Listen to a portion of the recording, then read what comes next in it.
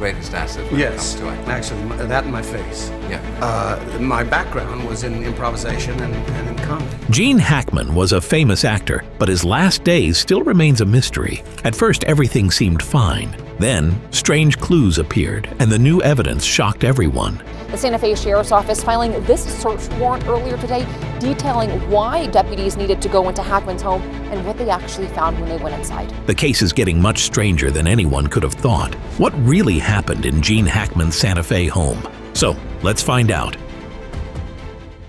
A maintenance worker came for a check on the house one quiet afternoon. When no one answered, worry grew. Gene and Betsy were private, but something felt off. The worker called security. They looked inside. They saw Gene and Betsy both lying still. Security called 911. Deputies arrived. The house was silent. No signs of forced entry or broken locks. Something was wrong. They found Betsy's body near a bathroom counter. A dog was found dead in a closet. At first, nothing seemed strange. Then, they found Gene. He was 95. His body showed signs of decay. Sunglasses lay beside him as if they had slipped when he fell. Nothing in the house was disturbed. Furniture and valuables were untouched. The house was quiet. It felt eerie. Even more strange were the pets. One dog was dead, but 2 were alive. Why? Tests for gas leaks or carbon monoxide showed nothing. At first, it seemed like a sad accident. But as more details came, the scene felt stranger. Why hadn't anyone heard from them for weeks? Why were they found in separate rooms? Why did one dog die, but the others lived? As the investigation began, the mystery deepened. Before we dive into the investigation, let's take a moment to learn about Gene Hackman. Who was he? How did a young boy from Illinois become one of Hollywood's greatest actors? Gene was born on January 30th, 1930 in California. His early life was not easy. His family moved around a lot, always hoping for something better, but never settling. Finally, they ended up in Danville, Illinois. It was there that Gene grew up. His father worked at a newspaper, and his mother took care of the home. When Gene was 13, his parents got divorced. His father left the family for good. Imagine how hard it must have been for Gene, a teenager, watching the man he looked up to walk away. It could have broken him, but it made him stronger instead. Gene dreamed of acting from a young age. When he was 10, he saw his first movie. He loved it, especially the action stars like James Cagney. Who would have guessed that a kid from a broken home could ever make it in Hollywood? At 16, Gene was tired of small-town life. He left home without telling anyone and lied about his age to join the Marines. A teenager choosing to serve in the military was a huge decision. Gene went far from home. He was stationed in China, then Hawaii, and later Japan. His job was to operate field radios. The discipline he learned there stayed with him. But through it all, he never gave up on his dream of acting. In 1951, after serving in the Marines for 4.5 years, Gene left the military. He moved to New York City and worked odd jobs to survive. Tragedy struck again when his mother died in a fire in 1962. But Gene didn't give up. He decided to follow his dream.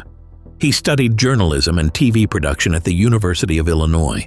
But Hollywood called, and Gene left school to chase his acting career. In 1956, Gene joined the Pasadena Playhouse, where he met Dustin Hoffman. They quickly became friends. Back then, no one believed they would succeed. But Gene didn't let that stop him. He moved to New York and lived with Hoffman and Robert Duvall. They were all struggling, but they kept pushing forward. To get by, Gene worked as a doorman at a restaurant. Slowly, he started landing small roles. His big break came in 1967 when he played Buck Barrow in Bonnie and Clyde. Take a good look, Pop. I'm Buck Barrow. His performance earned him an Academy Award nomination. Gene's path wasn't always easy. He was even fired from The Graduate for being too young for the role. But he kept going. He took on more roles, and his career took off. By the 1970s, Gene was more than an actor. He was a star. His big break came in The French Connection in 1971, where he played a tough detective. This role earned him an Academy Award. On screen, you felt his strength and drive. He made you believe in his character. Now first, like always, be sure to hit the like button down below. It helps us out tremendously with the reach of this video. Thank you. But Gene wasn't just about action. He played in many different types of movies. He could do drama, comedy, thrillers, and westerns. One of his favorites was Scarecrow in 1973. The film wasn't a big hit, but critics loved it. It won the top prize at Cannes. Gene showed a softer side, proving he could be more than a tough guy. Then came the conversation. Gene played a man who watched others and felt trapped in fear. His performance was quiet yet powerful. You felt his loneliness and worry. It earned him an Oscar nomination. In 1978, Gene tried something new. He played Lex Luthor in Superman. He made the villain both scary and funny. His version of Luthor became unforgettable. In the 1980s and 90s, Gene kept impressing audiences. He played a coach in Hoosiers, one of the best sports films. He also starred in Mississippi Burning, earning another Oscar nomination. In 1992, Gene gave an unforgettable performance in Unforgiven, winning his second Oscar. Gene Hackman, Unforgiven. Even in his later years, Gene surprised us. His final film was Welcome to Mooseport in 2004, a funny farewell to his long career. Betsy Arakawa may not be as famous as her husband, Gene Hackman, but she was very important to him. Born in 1959 in Hawaii, Betsy loved music from a young age. She grew up in Honolulu and started playing the piano as a child. By 11, she was already performing in front of big crowds. Imagine that, playing on a big stage at such a young age. After high school, Betsy went to the University of Southern California, but she also liked trying new things. She cheered for a soccer team and worked on the game show Card Sharks. Betsy met Gene in the 1980s while working at a gym. By then, Gene was already famous. He had won an Oscar and played the famous villain Lex Luthor.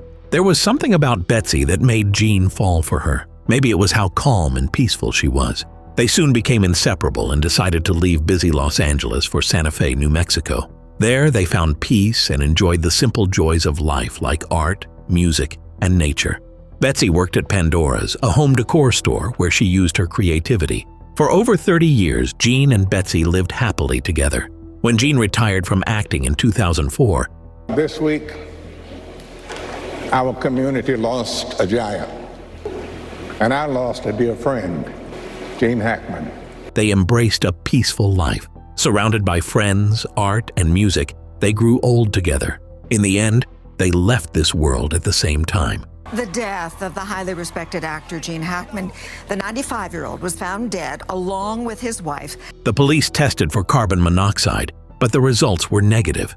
Both individuals tested negative for carbon monoxide. Still, they weren't sure. Carbon monoxide is hard to detect. It's invisible and odorless. It can silently harm people without being noticed. Could the tests have missed something? Could it have snuck into Gene and Betsy's home without a trace? Carbon monoxide is always checked in cases like this, but if the tests show nothing, it's unlikely to be the cause. Still, the police kept an open mind. False results do happen. If there was a small leak, the poison might not have shown up in the tests. While searching, they found a lot of medication, pills for high blood pressure, chest pain, and thyroid problems. Tylenol. But who did they belong to? The bottles were in place, except for one found near Gene's body. Did Betsy collapse while reaching for her medicine? Or was there more to the story? The detective sent the bottles for testing. The results could help find out if the pills played a role in their deaths. Then, there was another strange detail in their bodies. Gene and Betsy had been dead so long that their bodies started mummifying. The dry air of Santa Fe sped up the process. Still, no one knew when they died. The police then checked Gene's pacemaker. It wasn't just keeping him alive, it was storing information. The pacemaker showed a final heartbeat on February 17th, 9 days before the bodies were found. Gene had been dead for over a week. But what about Betsy? Was she alive after him? The timeline only became more confusing. This wasn't just a simple case. What did the investigators find at Gene Hackman and Betsy Arakawa's home? What do these things tell us about their final days? When the police arrived at their house in Santa Fe, they expected answers. But instead, they found more questions. They discovered 6 important items are 2 cell phones, medical records, a 2025 calendar, and 3 types of medicine. These items might hold the answers to what happened. The first clues were the 2 green phones. Phones can tell a lot: texts, calls, and locations. Investigators hoped the phones could show what happened in the last days. Who did they talk to? Did they ask for help? Then there was the question, Were there things on the phones that someone didn't want to be found? Next, the 2025 calendar was found. A calendar might seem simple, but it can show more. It can have doctor's appointments or notes about health. Was there something hidden there? 3 types of medicine were found in the house. Thyroid medicine. Could it mean health problems? Diltiazem, for high blood pressure. Tylenol, a simple painkiller, but it means more near the body. The most worrying thing was a bottle of pills near Betsy. Had she taken too many, or had someone left them? Sheriff Mendoza didn't rule out the pills. The toxicology test would take time. Until then, no one knew the truth. The investigators found more strange things. They couldn't figure out what happened.